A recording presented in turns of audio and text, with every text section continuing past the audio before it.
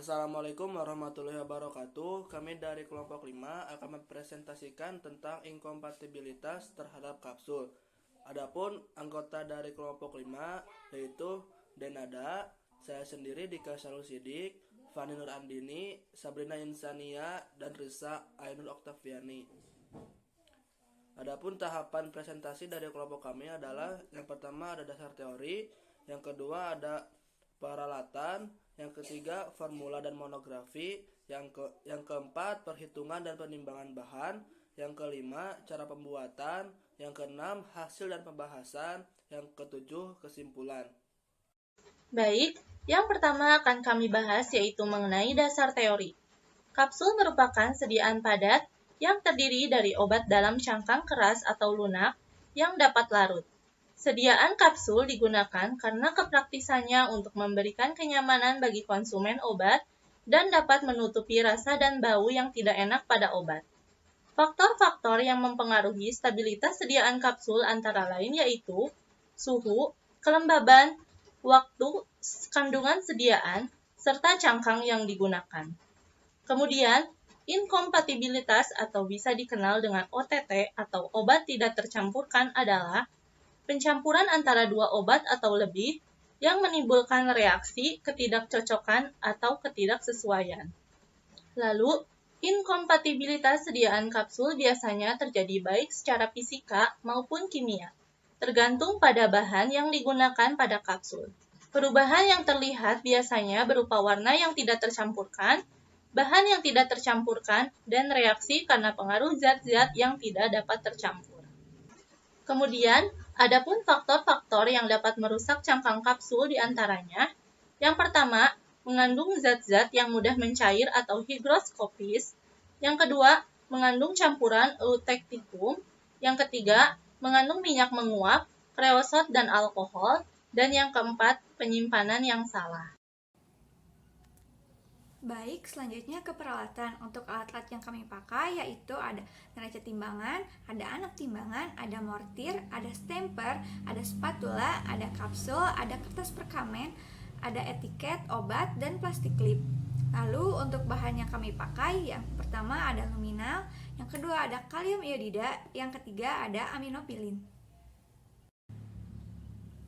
Baik, selanjutnya ke formulasi dan monografi. Untuk formulasinya yaitu luminal sebanyak 0,015 gram dan kalium iodida sebanyak 100 gram dan aminopilin sebanyak 20 gram. Dibuat dan dimasukkan ke dalam kapsul dengan jumlah 30 buah.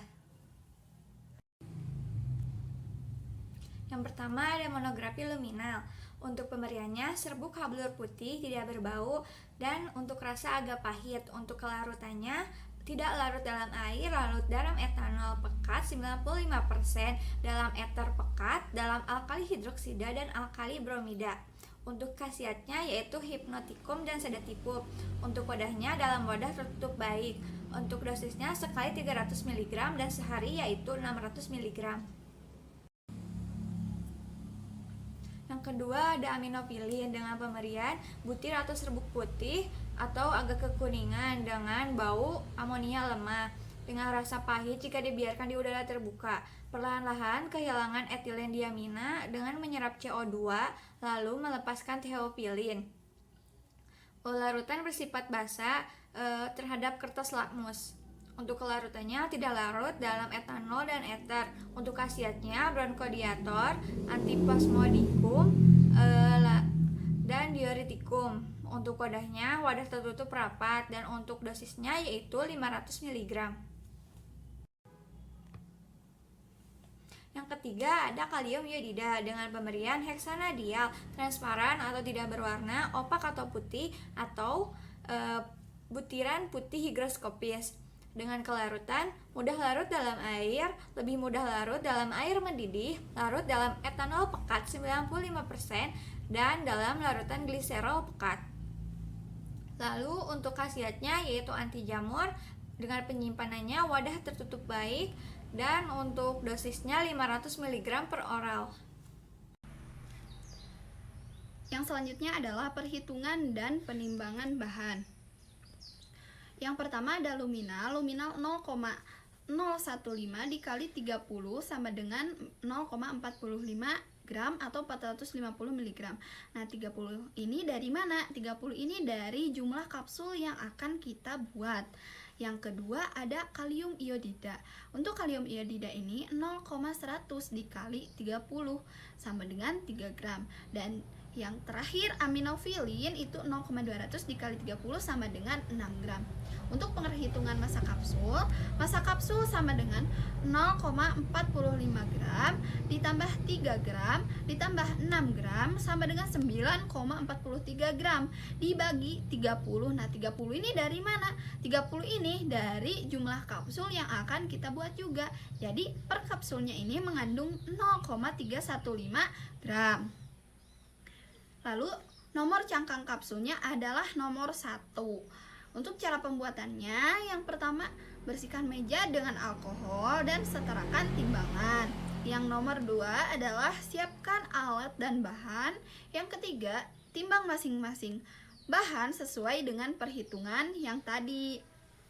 Lalu yang keempat, masukkan luminal ke dalam lumpang, lalu gerus sampai halus. Lalu yang kelima, tambahkan kalium iodida ke dalam lumpang tersebut, gerus sampai halus dan homogen. Lalu yang terakhir, tambahkan aminopilin ke dalam lumpang yang sama dan gerus sampai halus dan homogen juga.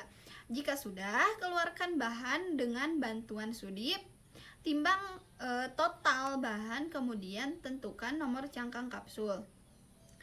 Bagi dua bahan yang telah dihaluskan tadi dengan neraca agar sama rata. Untuk tiap bagian itu untuk 15 kapsul. Lalu setelah itu masukkan ke dalam cangkang kapsul, lalu setelah beres masukkan ke dalam plastik klip dan beri etiket dan label. Yang selanjutnya hasil pengamatan, yaitu yang pertama adalah hari pembuatan, yaitu Senin 14 Februari 2022. Serbuk ini berwarna putih, cangkang kapsul dalam keadaan baik.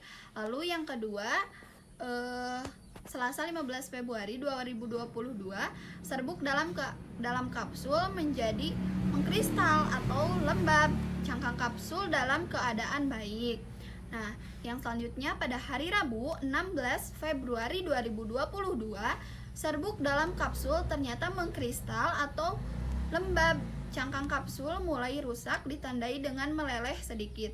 Lalu pada hari Kamis tanggal 17 Februari 2022, serbuk dalam kapsul itu mengkristal atau lembab dan cangkang kapsul mulai rusak ditandai dengan melelehnya cangkang kapsul. Lalu yang hari kelima itu hari Jumat 18 Februari 2022, serbuk dalam kapsul sama mengkristal atau lembab dan cangkang kapsul ini meleleh menjadi lunak dan lengket. Selanjutnya yaitu pembahasan. Pada praktikum kali ini, resep racikan obat dibuat sediaan kapsul dengan bahan obat luminal Na 450 mg, kalium iodida 3 gram, dan aminofilin 6 gram. Cara pembuatan pada saat praktikum yaitu menimbang semua bahan, lalu memasukkan luminal Na terlebih dahulu, digerus, dicampur dengan kalium iodida, digerus sampai halus dan homogen. Dan yang terakhir, memasukkan aminofilin, digerus sampai halus dan homogen. Bagi 2 di atas neraca, tiap bagian untuk 15. Lalu, masukkan pada cangkang kapsul nomor 1. Lalu, masukkan plastik klip, beri etiket dan label. Inkompatibilitas obat kapsul secara fisik yang terjadi setelah 5 hari yaitu serbuk dalam kapsul menjadi mengkristal atau melembab, sedangkan cangkang kapsul rusak ditandai dengan meleleh menjadi lunak dan lengket. Hal tersebut dapat terjadi dikarenakan interaksi antara sifat bahan obat di dalam kapsul, yaitu luminal Na yang bersifat higroskopis, yaitu menyerap air dari udara, dan kalium iodida bersifat deliquescens. pada udara yang lembab. Kelembapan yang diabsorpsi menyebabkan serbuk dalam kapsul menjadi mengkristal atau melembab, dan cangkang kapsul menjadi lengket dan rusak. Campuran bahan obat yang bersifat higroskopis dan deliquescence seperti pada resep dapat distabilkan dengan cara, yaitu menggerus kalium iodida dalam mortir hangat. Selanjutnya, mencampurnya berturut-turut dengan 100 mg MgO atau magnesium oksida atau MgCO3 atau magnesium karbonat, lalu luminal Na, kemudian aminofilin dengan penggerusan lemah. Masukkan kapsul dalam wadah tertutup rapat.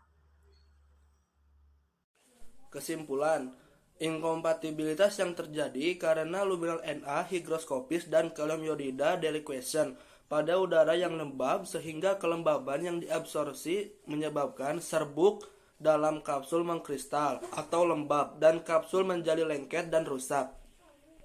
Campuran bahan obat yang bersifat higroskopis dan deliquescence seperti pada resep tersebut dapat distabilkan dengan cara 1. Menggerus kalium iodida dalam mortir hangat. Yang kedua, selanjutnya mencampurnya berturut-turut dengan 100 mg MgO atau magnesium oksida atau MgCO magnesium karbonat, lalu luminal Na, kemudian aminofilin dengan penggerusan lemah. Yang ketiga, masukkan kapsul dalam wadah tertutup rapat.